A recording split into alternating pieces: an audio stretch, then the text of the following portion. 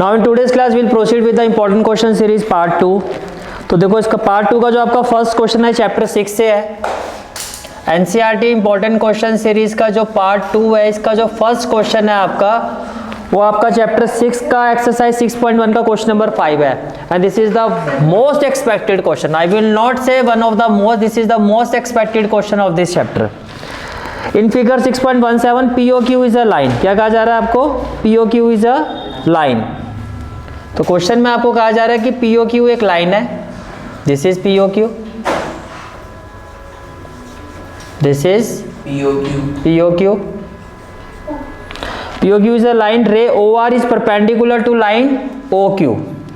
Ray OR, this is ray OR, this is ray OR।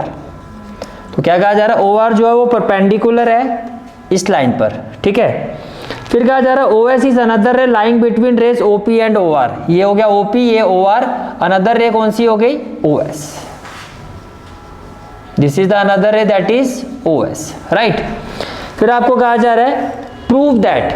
तो first of all we will write the given part, we will write the given part. What has been given here that POQ is a line, POQ is a line, OR is perpendicular, OR is perpendicular to line PQ, to line PQ। इसका मतलब ये हुआ अगर मैं इसको angle 1 लेता हूं तो that is angle 1 is equal to 90 degree. That is angle 1 is equal to 90 degree. OS is another ray lying between this ये आपको गिवन है। Prove that. Now what we have to prove? We have to prove that angle ROS is equal to half of within bracket angle QOS minus angle POS, ठीक है जी। ये आपको prove करना है। अब ध्यान से देखो, अगर मैं इसको यहां ले जाऊं, तो ये क्या हो जाएगा? Twice of angle ROS। यानी कि आपको ROS की वैल्यू निकालनी है। लेफ्ट हैंड साइड पे फोकस करो। और कितने ROS चाहिए आपको? 2, ठीक है। अब ध्यान से देखो, अब एक ROS में यहां से देखो, ये ROS है, मानते हो ना, ये ROS है। अब लेफ्ट वाली साइड में देखो, can I say that here angle ROS एक वैल्यू, तो ये आप एग्री करते हो? क्या आप एग्री करते हो कि ROS की एक वैल्यू क्या हो सकती है? कि angle POR minus angle POS। अगर इस पूरे एंगल में से मैं ये एंगल माइनस कर दूं तो यही तो आएगा ROS। तो आप क्या कहोगे? ROS can be equal to, या ROS is equal to angle ROS is equal to angle POR minus angle POS, minus angle POS। ये क्लियर हो गया, ठीक है। से इट इज इक्वेशन नंबर 1। अब यहां वाली साइड से देखो, राइट वाली साइड से, क्या मैं ये कह सकता हूं कि ROS की वैल्यू ये भी तो हो सकती है? एंगल QOS, एंगल QOS, ये इस पूरे एंगल में से अगर मैं ये वाला एंगल हटा दूं तो भी तो ROS आएगा। तो आप ये भी कह सकते हो, now angle ROS is also equal to angle QOS, angle QOS minus angle QOR, minus angle QOR, and it is equation number 2, and it is equation number 2। ये क्लियर होगी बात, ठीक है। अगर मैं दोनों को ऐड करता हूं, क्या कहा आपने? Adding 1 and 2। अगर हम दोनों को ऐड करते हैं, एडिंग 1 and 2, तो ROS प्लस ROS कितने ROS हो गए? 2। राइट हैंड साइड में क्या हो गया? Angle POR minus angle POS, इसमें ऐड कर दो plus angle QOS minus angle QOR, minus angle QOR। ये बात समझ में आ रही है, ठीक है। अच्छा अब देखो, से ये हो गया question number 3। Now can I say that angle POR plus angle QOR, ये क्या होगा? 180। वाई? Linear pair.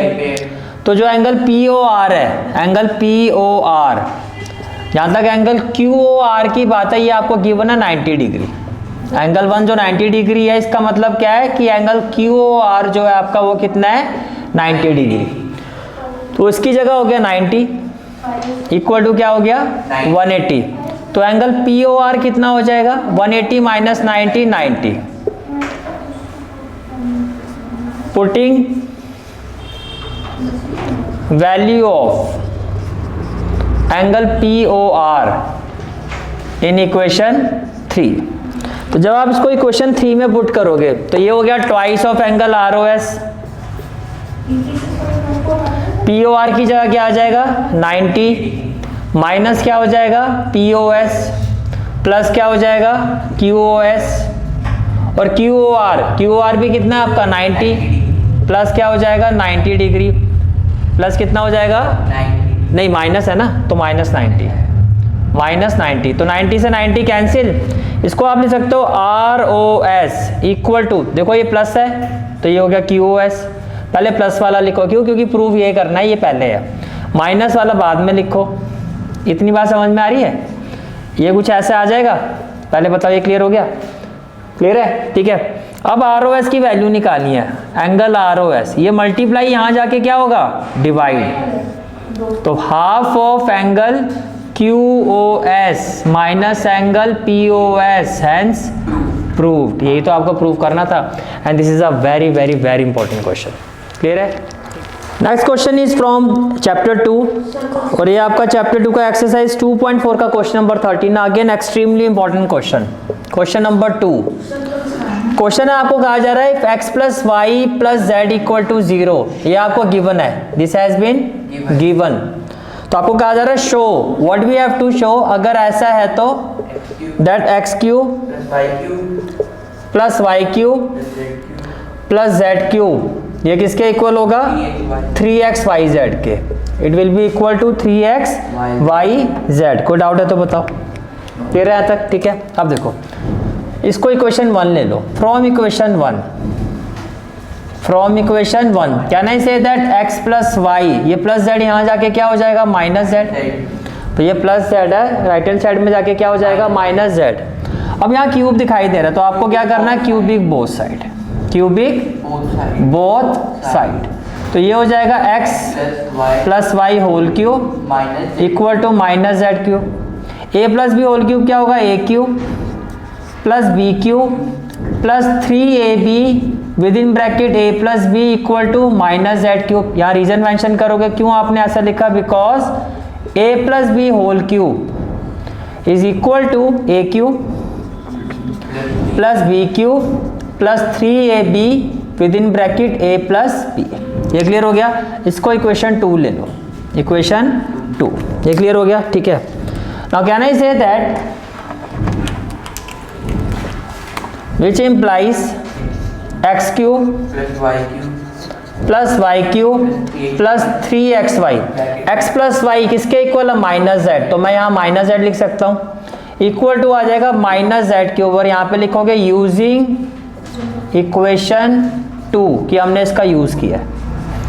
और माइनस जेड क्यूब को यहाँ शिफ्ट कर दो तो ये क्या हो जाएगा x cube plus y cube plus z cube. और ये माइनस 3xyz को राइट हैंड साइड में शिफ्ट कर दो तो इक्वल टू में हो जाएगा 3xyz, हेंस प्रूव्ड। ये तो प्रूव करना था। क्लियर हो गया क्वेश्चन? ठीक है। Next question is question number 3 and this question is from chapter 1 और ये चैप्टर 1 का एग्जांपल 9 है आपका। Again extremely important question.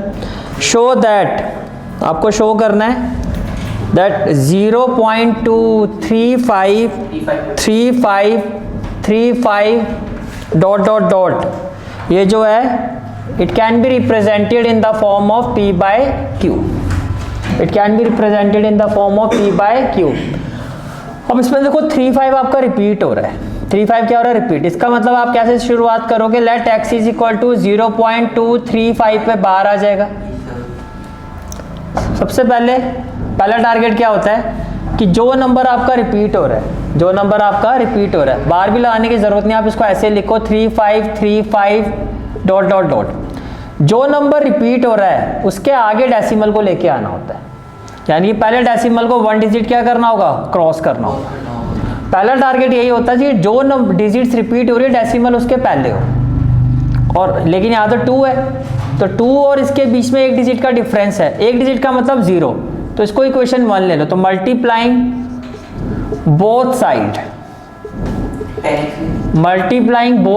Bye 10, multiplying both side by 10, तो क्या आ जाएगा, ये हो जाएगा 10x 2.3535 डॉट डॉट डॉट, और ये हो गया इक्वेशन 2। अब कितनी डिजिट रिपीट हो रही है, 2 का मतलब 100। अब मल्टीप्लाइंग बोथ साइड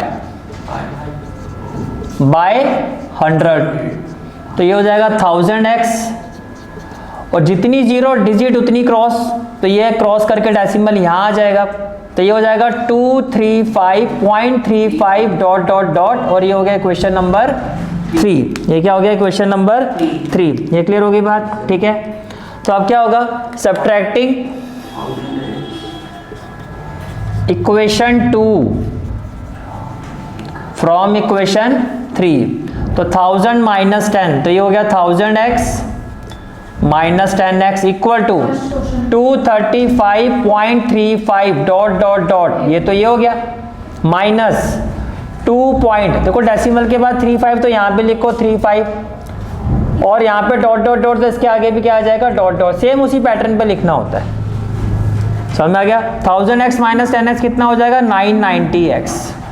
0.35 से 0.35 कैंसिल, 235 माइनस 2 कितना हो जाएगा, 233। तो can I say that it implies x is equal to 233 by 990, और ये डिवाइड होगा नहीं, तो ये आपका क्या हो गया, फाइनल आंसर। तो ये आपने इसको एक्सप्रेस कर दिया p/q फॉर्म में। सबसे इंपॉर्टेंट पॉइंट क्या है कि जो नंबर रिपीट हो रहा है डेसिमल उसके पहले होना चाहिए, अगर नहीं है तो पहले डेसिमल को वहां तक शिफ्ट करो, शिफ्ट करने के बीच में अगर एक डिजिट है तो 10 से मल्टीप्लाई करो, उसके बाद फिर नॉर्मल प्रोसीजर जैसे करते हैं कि अब अगर 2 डिजिट रिपीट हो रही है तो जो भी ये वैल्यू है उसको 100 से, 3 होती तो 1000 से, 1 होती तो 10 से, फिर जो लास्ट की 2 इक्वेशन होती है उनको सब्ट्रैक्ट कर देते हैं, यानी बड़ी इक्वेशन से छोटी इक्वेशन को माइनस। क्लियर हो गया, ठीक है। Next question is question number 4, and again very important question, और ये आपका एक्सरसाइज 7.1 का क्वेश्चन 6 है। क्वेश्चन नंबर 4 में देखो आपको फिगर गिवन है, इसकी कुछ फिगर इस तरह से बनी हुई है आपकी,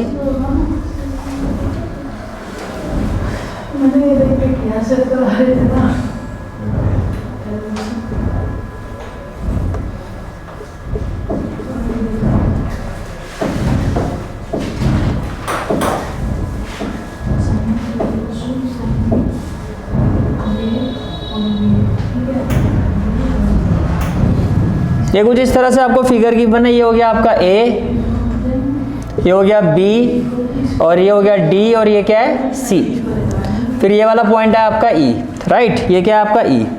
अब देखो क्वेश्चन में क्या कहा जा रहा है, अगर मैं गिवन पार्ट की बात करता हूँ इस क्वेश्चन की, that A C is equal to A C, this is A C and this is A. आपको कहा जा रहा है ए सी जो है वो किसके इक्वल है, ए ई के, ठीक है। फिर कहा जा रहा है ए बी, ये हो गया ए बी, ए बी जो है वो किसके इक्वल है, ए डी के, ए बी किसके इक्वल है, ए डी के, ठीक है।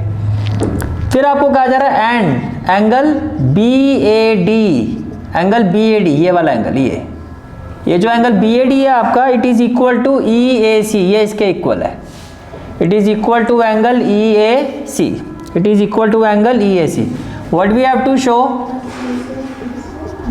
We have to show that B C is equal to D E, we have to show that BC is equal to DE। ये बात समझ में आ रही है, ठीक है। चलो जी, इस पे सबसे इंपॉर्टेंट चीज देखो, BC, ये आपका BC, तो BC जो है किस ट्राइंगल से कनेक्ट हो रहा है, ABC से। BC जो किस ट्राइंगल की साइड है, ABC की साइड है ना BC, देखो ये बात समझ में आ रहा है, ABC की साइड है BC। और डी, अगर मैं डी की बात करता हूं तो ये किस ट्राइंगल का पार्ट है, ये पार्ट है आपका एडीई का, डी किस ट्राइंगल का पार्ट है, एडीई का। इतनी बात समझ में आ रही है। तो ये तभी प्रूव हो सकता है जब मैं ये प्रूव कर दूं कि ये दोनों ट्राइंगल कॉन्ग्रुएंट है। अब ध्यान से देखो, जो इंपॉर्टेंट पॉइंट है वो क्या है इसमें, इंपॉर्टेंट पॉइंट ये है आपका कि अगर एक ट्राइंगल आपका एबीसी है तो एक एंगल फिर आपका पूरा ये होना चाहिए, ये वाला,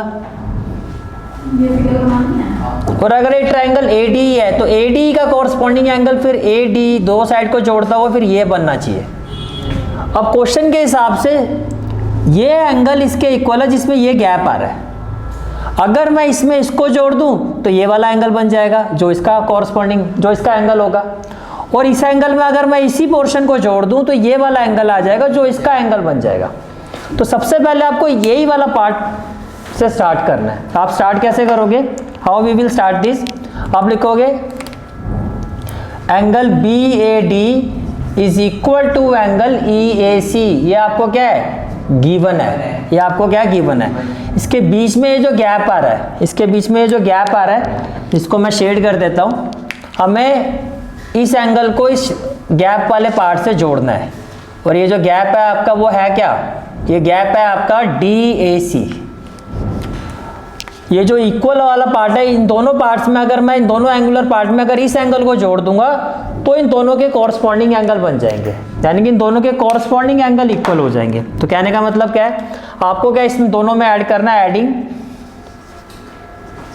एंगल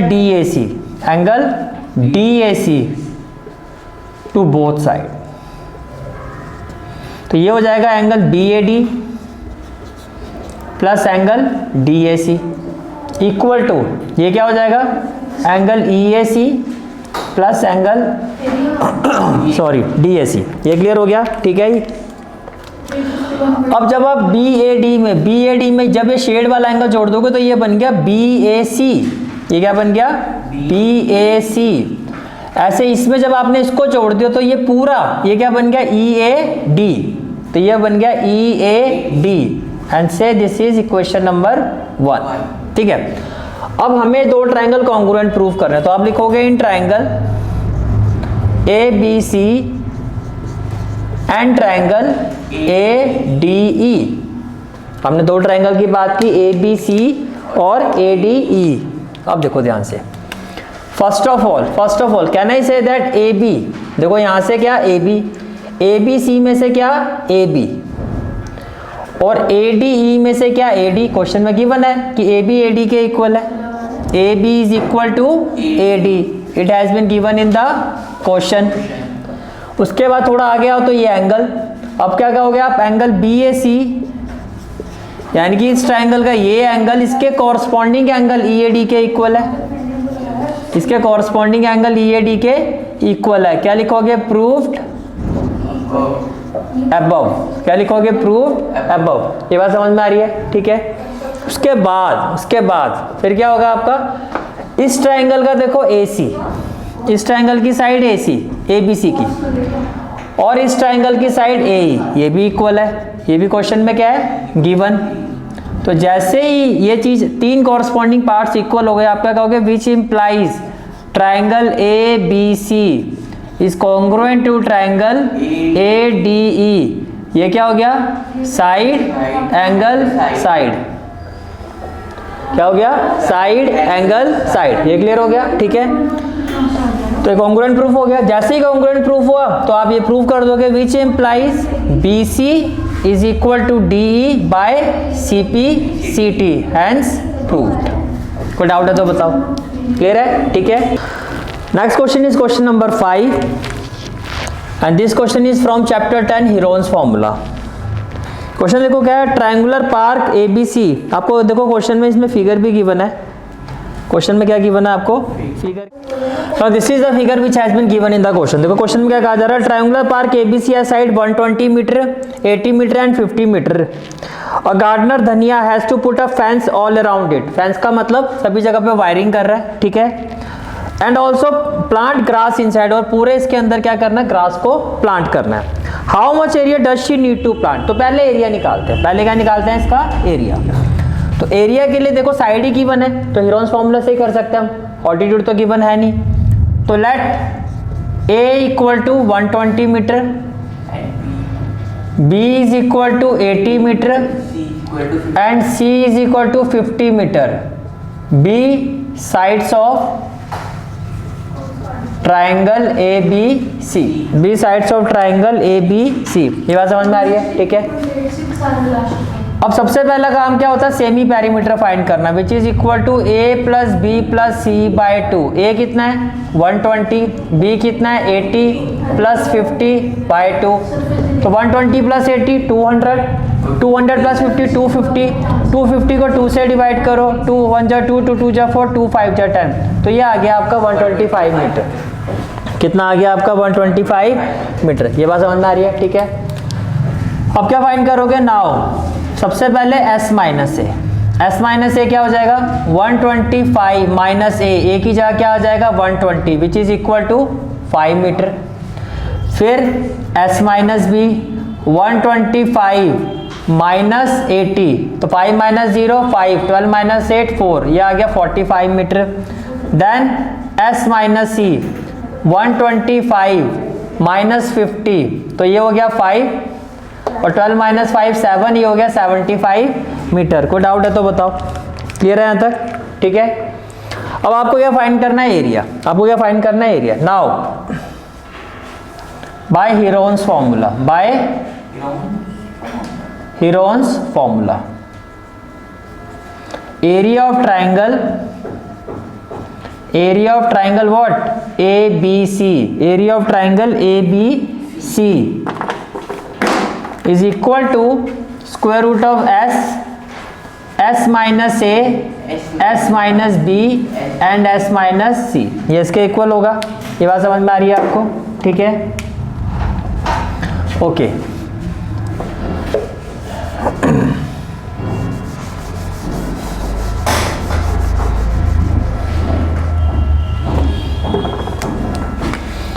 तो ये किसके इक्वल होगा, तो जो एरिया इक्वल होगा वो क्या होगा s हमारा कितना आया था 125, s माइनस ए कितना हो गया 5, s माइनस बी कितना हो गया 45 और s माइनस सी कितना हो गया 75। ये क्लियर हो गया।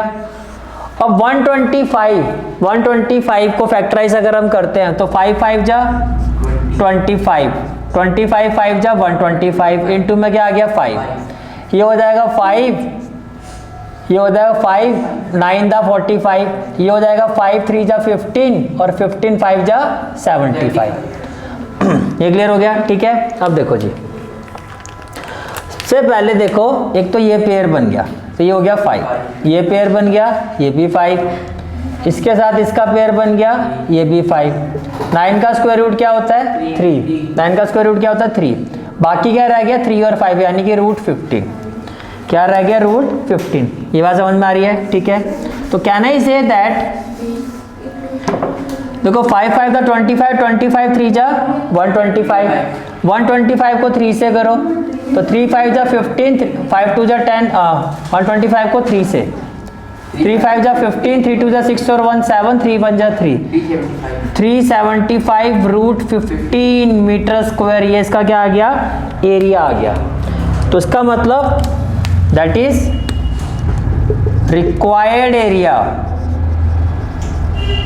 required area she need to plant, she need to plant is equal to 375 root 15 meter square, meter square. ये बात समझ में आ रही है, ठीक है। फिर इसका बी पार्ट क्या है आपका, find the cost of fencing it. Fencing का मतलब हो गया पेरीमीटर, क्योंकि फेंसिंग होगी वायरिंग, वायरिंग होगी बाउंड्री पे, तो इसके लिए आपको क्या निकालना होगा, इसका पेरीमीटर निकालना होगा। With bound wire at the rate of ₹20 पर मीटर, लीविंग अ स्पेस। लेकिन देखो ये गेट है, अगर आप फिगर में देखो यहाँ पे गेट है 3 मीटर का, 4 गेट ऑन वन साइड। तो सबसे पहले आप क्या निकालोगे, now perimeter of triangle ABC, that is length of wire needed for fencing is equal to देखो जो BC है इक्वल टू जो BC वाला पार्ट है, यानी कि आप इसको ऐसे लिखो 120, लेकिन इसमें से 3 मीटर वाला पार्ट माइनस कर दो, क्योंकि गेट के आगे तो वायर लगेगी नहीं, ये छोड़ के लगाओगे, प्लस ये वाला, ये पूरी साइड पे वायरिंग होगी, प्लस इस पूरी साइड में क्या होगी, वायरिंग होगी। ये बात समझ में आ गई, ठीक है। तो जब आप इसको जोड़ोगे ये कितना आ जाएगा 117, प्लस क्या हो जाएगा 80 प्लस क्या हो जाएगा 50 प्लस क्या हो जाएगा 50। तो देखो 117 80 और 50, ये हो गया 7, 9 और 5 14 और ये हो गया 247। तो ये तो आ गया कि आपको 247 मीटर लेंथ चाहिए वायर की फेंसिंग के लिए। अब उसमें कॉस्ट गिवन है, कॉस्ट आपको गिवन है 25 मीटर। अब देखो जो कॉस्ट गिवन है वो क्या है आपका, कॉस्ट ऑफ पर मीटर का मतलब 1 मीटर वायर, 1 मीटर वायर की जो कॉस्ट है वो कितनी है 20 रुपीज़। 1 मीटर वायर की जो कॉस्ट है वो कितनी है 20 रुपीज़। तो therefore total cost of 247 meter wire, 247 meter wire is equal to क्या हो जाएगा रुपीज 247 इंटू 20 रुपीज 247, 7 2 जा 14, 4 2 जा 8 और 1 9, 2 2 जा 4, 4940 and this is the final answer of this question and with this question ये आपका जो पार्ट है ये कंप्लीट होता है। ठीक है, this is for today's class. I hope you like this class and if you like this class then do like share and subscribe my channel and don't forget to press the bell icon. Bell icon press करने से क्या होगा, जो भी मैं lecture upload करूंगा you will get the notification of that lecture. Thanks for watching this video. जहाँ तक आपके मैथ्स कोर्स की बात है, कंप्लीट मैथमेटिक्स कोर्स की जो प्लेलिस्ट का लिंक है वो आपको डिस्क्रिप्शन सेक्शन में मिल जाएगा। So bye, take care and have a great day.